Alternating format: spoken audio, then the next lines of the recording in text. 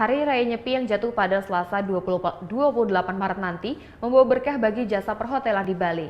Tingkat hunian hotel di kawasan wisata Kuta naik hingga 60%.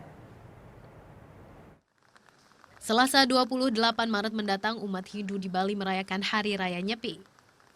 Meski tidak dapat berkegiatan di luar, masih banyak wisatawan yang tertarik untuk menikmati liburan di Bali. Pasalnya, paket Nyepi yang ditawarkan hotel juga menjadi daya tarik tersendiri. Hal ini pun menjadi berkah bagi hotel di kawasan wisata seperti Kuta. Okupansi kita di Anpaya mendekati 60% untuk di tahun ini.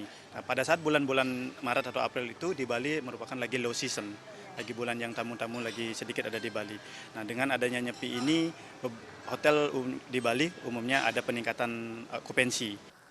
Saat Nyepi nanti, para tamu hanya dapat berkegiatan di dalam kawasan hotel saja, juga tidak diperkenankan untuk membuat suara yang nyaring. Semua kegiatan pun harus selesai tepat jam 5 sore.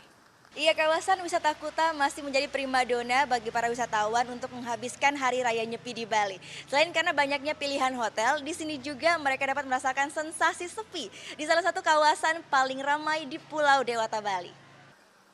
Pihak hotel sejak dini sudah memberikan sosialisasi bagi para tamu yang menginap saat Nyepi. Seperti listrik sebagian besar area hotel akan dimatikan, taman dan area luar juga akan gelap gulita. Tamu pun diimbau mengurangi pemakaian listrik di dalam kamar. Gita Natalia, Andi Setiawan melaporkan untuk NET. Thank you. Udah selesai nonton beritanya?